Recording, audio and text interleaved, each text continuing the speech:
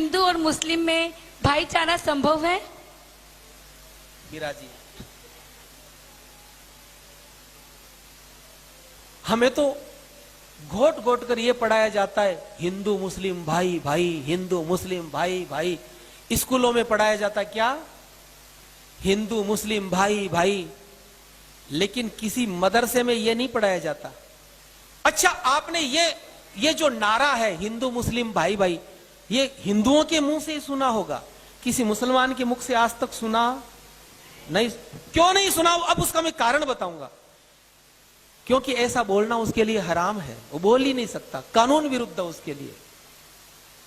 कभी आपने यह सुना ईसाई मुस्लिम भाई भाई, यहूदी मुस्लिम भाई भाई, चीनी मुस्लिम भाई भाई, जापानी मुस्लिम भाई भाई? नहीं सुना ना।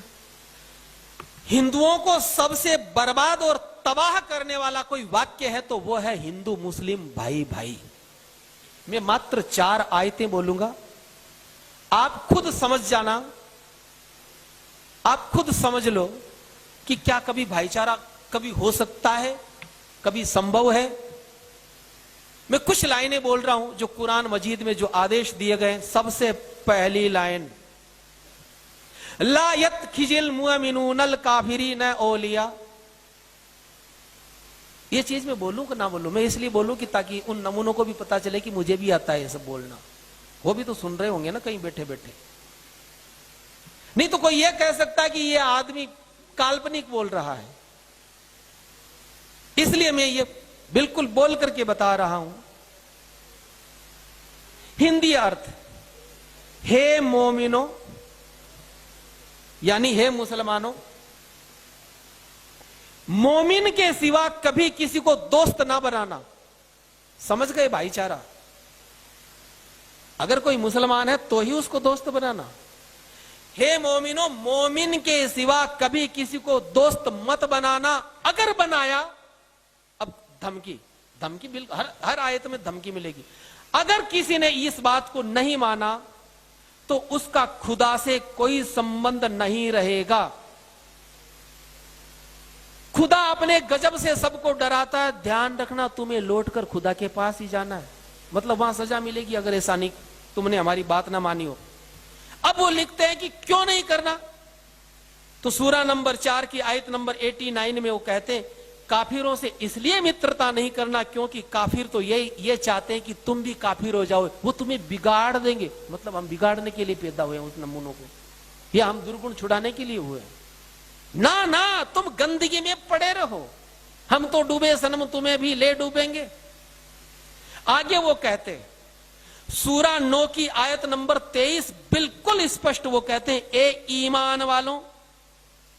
और इतनी खतरनाक बात लिखी है कि सुनकर आप सोच नहीं सकते कि ऐसा भी कोई लिख सकता है क्या।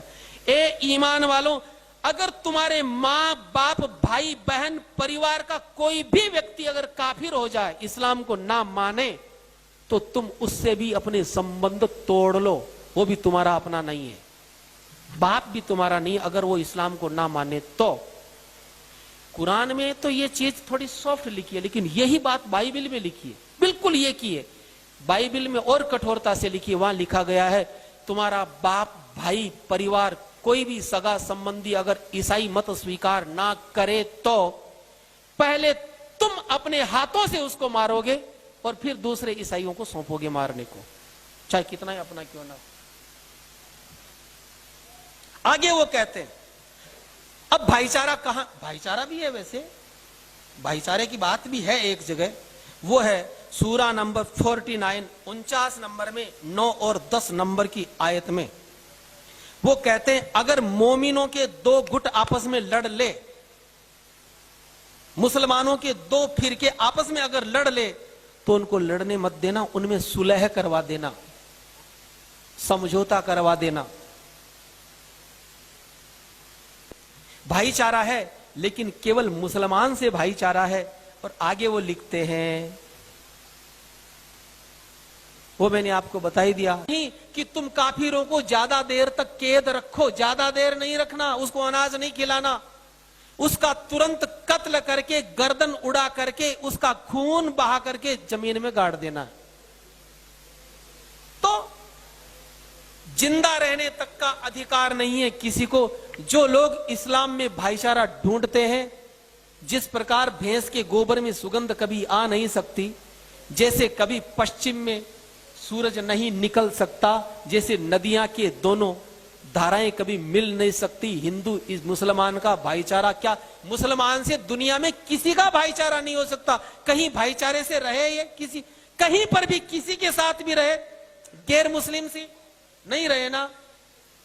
अगर आपको भाईचारे का ज्यादा शौक है, आप उनसे भाईचारे की बात करो, आप उनको भाई मानेंगे, वो आपको चारे की तरह चरते रहेंगे। अगर भाईचारा करने की ज्यादा फैशन है, अरे तो आपस में भाईचारा करो। भाईचारा ब्राह्मण क्षत्रिय वैश्य शूद्र, क्यों ना आपस में हम भाईचारा करें। वहां भाईचारा कभी नहीं हो सकता, सावधानी ही सुरक्षा है। ये जाति जहां गई, पर्सिया में मात्र 4000 मुसलमानों को उन्होंने शरण दे दी थी और पूरा पर्सिया खत्म कर दिया गया। पारसियों को निकाला, बेचारे यहां जान बचा के भाग के आए। ये लोग जहां गए वहां की कौम को इन्होंने नष्ट किया, तो हिंदुस्तान को ही खत्म क्यों नहीं कर पाए? क्योंकि यहां संख्या ज्यादा थी, बड़ा देश था, लगे हुए अभी तक है। तो जय श्री